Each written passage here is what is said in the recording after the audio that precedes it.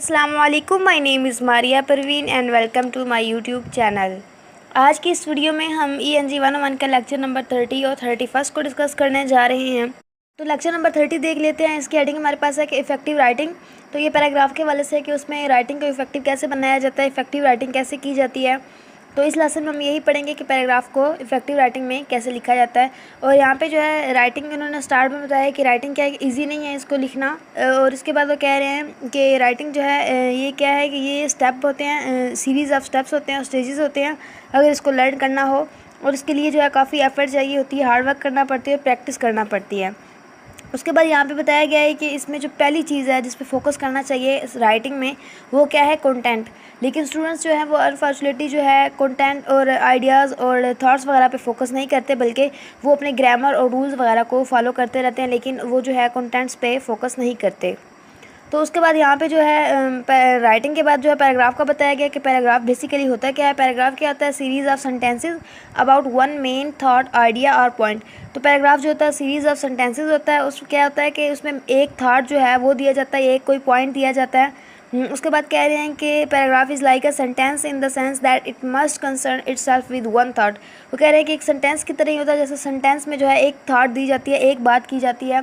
इसी तरह एक पैराग्राफ जो होता है उसमें भी जो है एक ही थॉट दी जाती है। उसके बाद यहाँ पे कह रहे हैं कि your goal in writing a paragraph should be, कि आपके जो है गोल जो होने चाहिए राइटिंग पैराग्राफ में वो क्या होने चाहिए, to make a point, to support the point, ordinary arrangement of material, write error free sentences. तो यहाँ पे जो है इनको यहाँ पे देख लेते हैं। ये आप लोगों ने माइंड में रखना है, ये आपके शॉर्ट क्वेश्चंस के तौर पर भी आ सकता है और MCQs में भी पूछ सकता है कि इसके गोल्स क्या होने चाहिए। और नीचे आपको जो है वो 3 ऑप्शन दे सकता है और पूछ सकता है कि इनमें से कौन सा ऑप्शन जो है वो नहीं है, या इनमें से कौन से ऑप्शन है, या all of the given option है। तो आपको ये चारों पॉइंट जो है वो माइंड में होने चाहिए। उसके बाद यहाँ पे कह रहे हैं कि it is best to state the point in the first sentence. तो यहाँ पे वो कह रहे हैं कि अगर पॉइंट को आपने जो है मेन पॉइंट जो पैराग्राफ में डिस्कस किया जा रहा है उसको आपको बेहतर है कि फर्स्ट सेंटेंस में ही डिस्कस कर दें। और यहाँ पे जो है sentence that express the main idea और point of paragraph is called topic sentence. तो टॉपिक सेंटेंस का मैंने आपको पिछले लेक्चर्स में भी जो है स्टार्ट के 10 लेक्चर्स जो है उनमें यही डिस्कस किया था हम लोगों ने कि टॉपिक सेंटेंस क्या होता है, टॉपिक पैराग्राफ क्या होता है, मेन आइडिया क्या होता है, यही चीज़ें हम लोगों ने डिस्कस की थी। तो यहाँ पे अगेन जो है वही टॉपिक आ गया है, इसलिए जो है ये दोनों लेक्चर शॉर्ट हैं, इसलिए मैं आपको जो है मेन चीज़ें इसमें अगेन जो है वो रिवाइज़ करवा दूँगी। लेकिन ये चीज़ें जो है मैंने ऑलरेडी 3-4 बार जो है पिछले लेक्चर्स में इसको डिस्कस कर लिया हुआ है, इसलिए यहाँ पर मैं आपको शॉर्ट बता दूँगी।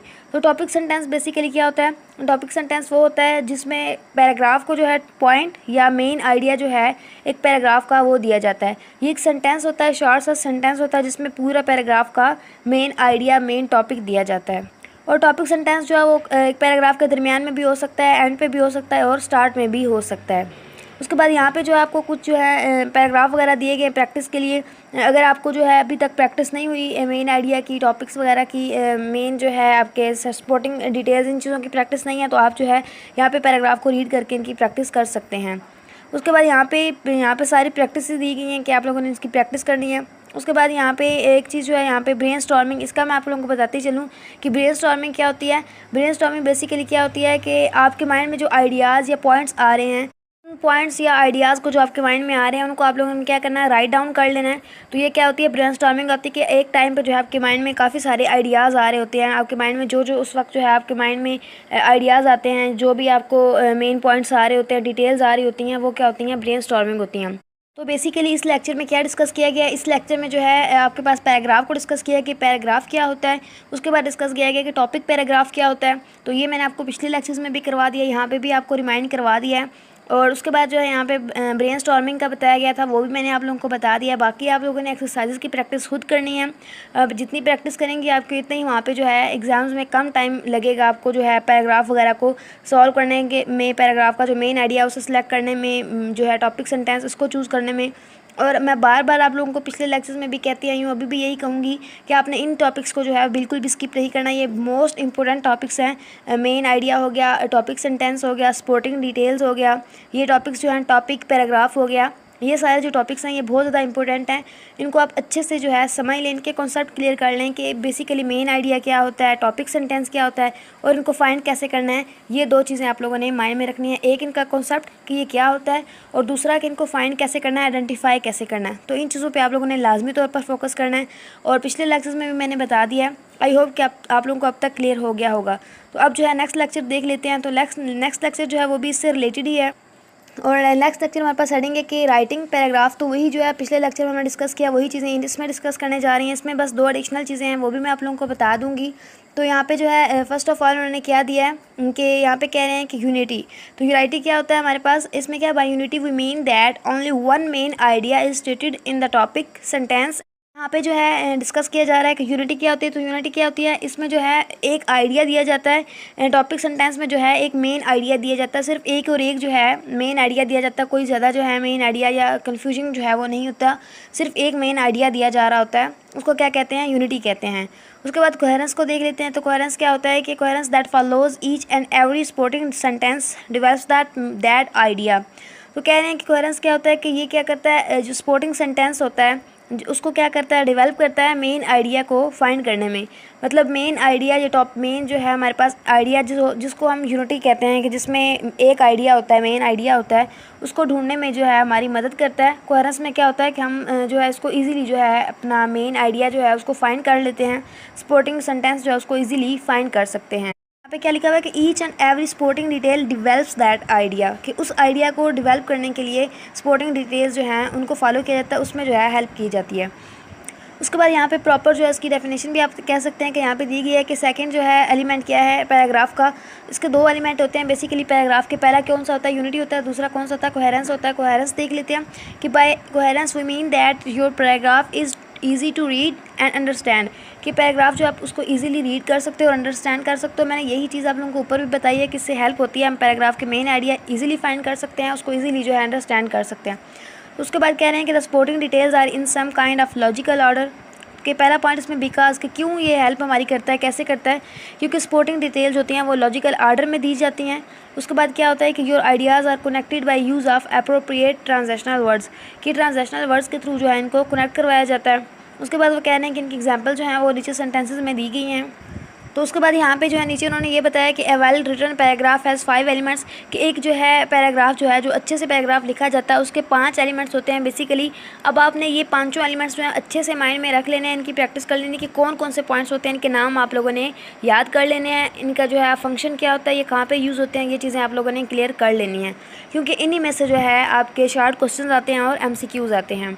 तो पहला क्या है, टॉपिक सेंटेंस, मैंने आप लोगों को ऊपर बता दिया था। टॉपिक सेंटेंस बेसिकली क्या होता है, जो हमारी मेन आइडिया जो है उसको या मेन टॉपिक को जो है एक्सप्लेन करता है और एक सेंटेंस में एक्सप्लेन करता है।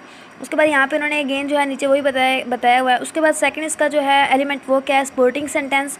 उसके बाद थर्ड जो है वो क्या है, कंक्लूडिंग सेंटेंस। उसके बाद यूनिटी एंड कोहेरेंस।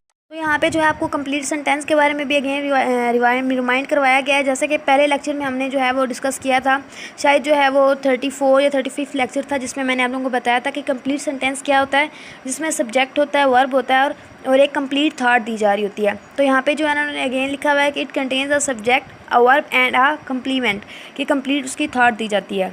उसके बाद यहाँ पे कह रहे हैं कि a topic sentence contains a topic as well as controlling idea.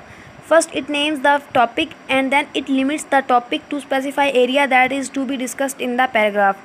तो कह रहे हैं कि टॉपिक सेंटेंस क्या रखता है, टॉपिक भी रखता है और उसके साथ साथ कंट्रोलिंग आइडिया, के मतलब उसमें जो आइडिया दिया जा रहा होता है उसको कंट्रोल भी करता है।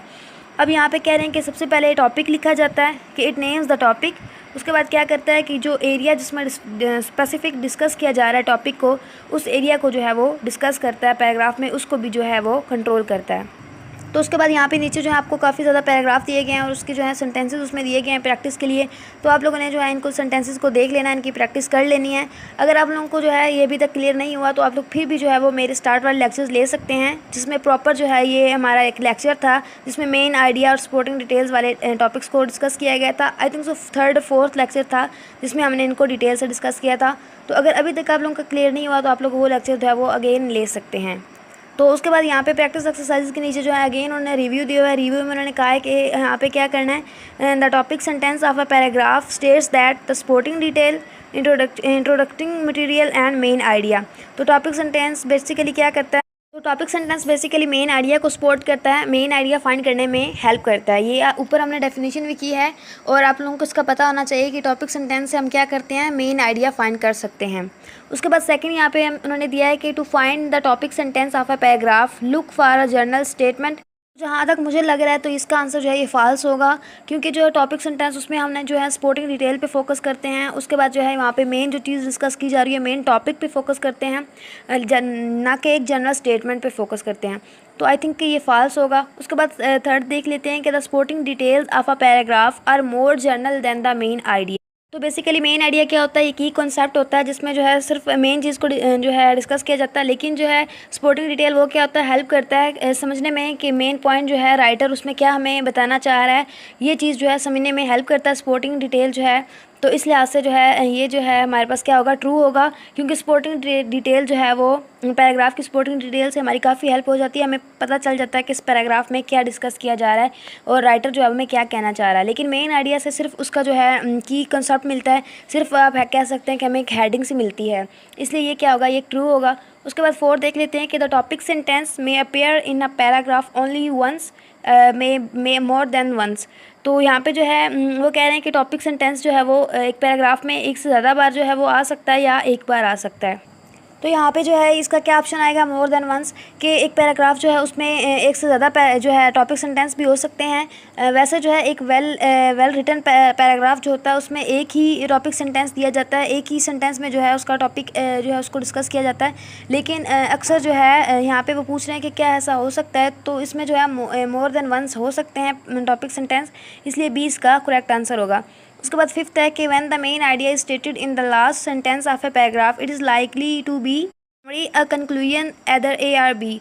तो इसका सी ऑप्शन आंसर होगा। क्यों होगा, क्योंकि जो लास्ट आपका सेंटेंस होता है पैराग्राफ में उसमें कंक्लूजन भी की जा रही होती है और समटाइम समरी भी की जा रही होती है, मतलब उसमें जो है पूरे पैराग्राफ का वो आप कह सकते हैं निचोड़ दिया जाता है, पूरे पैराग्राफ का बताया जाता है कि इस पूरे पैराग्राफ में कहा किया गया है, तो उसमें उसको लास्ट सेंटेंस में जो है वो डिस्कस किया जाता है। और ये चीज़ आप लोगों ने माइंड में रखनी है, और ख़ुद भी जब आपको पैराग्राफ लिखना पड़े तो आप लोगों ने इस चीज़ पे फोकस करना है कि आप लोगों ने जो है वो पहला पैराग्राफ का पहला सेंटेंस और आखिरी सेंटेंस इन दोनों पे फोकस करना है, और उन दोनों का जो है वो मतलब और जो है मीनिंग और कॉन्सेप्ट जो है वो सेम होना चाहिए।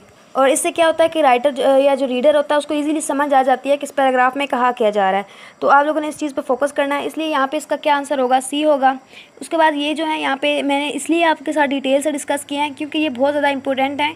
ये मेरे खुद के जो है मैंने जब ये एग्ज़ाम दिया था इस सब्जेक्ट का, तो मेरे खुद के पेपर में भी यही जो है 5 नंबर का क्वेश्चन आया था, इसलिए आप लोगों ने इसको लाजमी तौर पर प्रिपेयर कर लेना है, और इसीलिए मैंने आपसे यहाँ से ये डिटेल से डिस्कस किया है।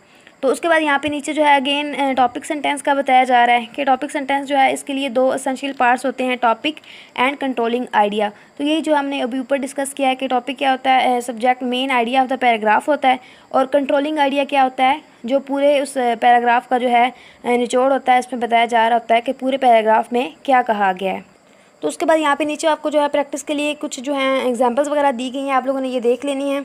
और उसके बाद यहाँ पे कह रहे हैं कि द कंक्लूडिंग सेंटेंस, तो कंक्लूडिंग सेंटेंस क्या होता है ये भी आप लोगों को बताती चलूँ। कंक्लूडिंग सेंटेंस हैज़ 2 पर्पज़, उसके 2 पर्पज़ होते हैं। It signals the end of the paragraph, concluding sentence बताता है कि यहाँ पे पैराग्राफ का एंड हो रहा है, तो उसको कंक्लूजन भी कहते हैं। जैसा कि मैंने आप लोगों को ऊपर बताया कि इससे हमें क्या पता चलता है कि पूरे पैराग्राफ में क्या कहा जा रहा है, इस चीज़ को एंड पे बताया जाता है। तो कंक्लूडिंग सेंटेंस क्या होता है, जिसको एंड पे लिखा जाता है और ये बताता है कि ये पैराग्राफ का एंड है।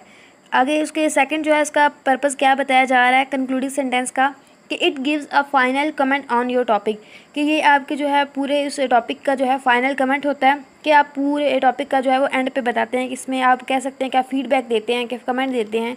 तो वही चीज़ जो मैंने आप लोगों को ऊपर बताई है। और उसके बाद यहाँ पे फिर से एग्जांपल्स दी जा रही हैं, तो आप लोगों ने जो है इसकी सारी प्रैक्टिस कर लेनी है। और इन टॉपिक्स को मैं अगेन कहती हूँ कि आप लोगों ने अच्छे से क्लियर कर लेना है। जितनी आप लोग इन टॉपिक्स को प्रैक्टिस करेंगे, बार बार आप स्टडी करेंगे, जितना आप स्टडी करेंगे आपकी उतनी अच्छी तैयारी होगी। थर्ड हो गया लेक्चर, हो गया फोर्थ लेक्चर हो गया, और ये वाला लेक्चर जो है, और उसके बाद 1-2 लेक्चर और भी हैं आपके मिड के सिलेबस में। तो आपने जो है फाइनल टर्म का जो है पेपर, उसके लिए मिड के सिलेबस को भी कवर करना है, क्लियर करना है, और फाइनल टर्म के सिलेबस को भी, क्योंकि इंग्लिश सब्जेक्ट ही ऐसा है, इसमें जो है आपका ग्रामर का और इन टॉपिक्स का जो है वो ज़्यादा पेपर आएगा। इसलिए जो है आपने इन दोनों टॉपिक्स को क्लियर कर लेना है। उसके बाद कोई भी कन्फ्यूजन हो, कोई भी क्वेश्चन हो, तो आप लोग मुझसे फेसबुक पे भी पूछ सकते हैं। उसके अलावा जो है यहाँ पे आप मुझसे कमेंट सेक्शन में भी डिस्कस कर सकते हैं। अगर आपको समझ आ रही है तो अच्छी बात है, अगर आपको समझ नहीं आ रही तो आप जो है पूछा करें, इससे मुझे भी आइडिया हो जाता है कि आप लोगों को मेरी समझ आ रही है या नहीं आ रही। और आपका भी है जो है कॉन्सेप्ट क्लियर हो जाता है। जैसे कि आप लोग मुझे आजकल जो है ज़्यादा मुझे कमेंट्स कर रहे थे कि नेक्स्ट लेक्चर जो है वो कब अपलोड होंगे, तो उससे मुझे आइडिया हो रहा था कि जो है स्टूडेंट्स मेरे लेक्चर देख रहे हैं, उनके मेरे लेक्चर से हेल्प हो रही है। तो इस तरह आप जो है मेरी डेली की जो वीडियोज़ आ रही हैं आपके लेक्चर्स की, उन पर भी फीडबैक दिया करें कि आपको समझ आ रही है या नहीं आ रही। उसके बाद वीडियो अच्छी लगी है तो प्लीज़ लाइक कीजिएगा, शेयर कीजिएगा, और अगर चैनल पर न्यू है तो चैनल को सब्सक्राइब करना मत भूलिएगा। Thank you so much for watching my video. अल्लाह हाफिज़।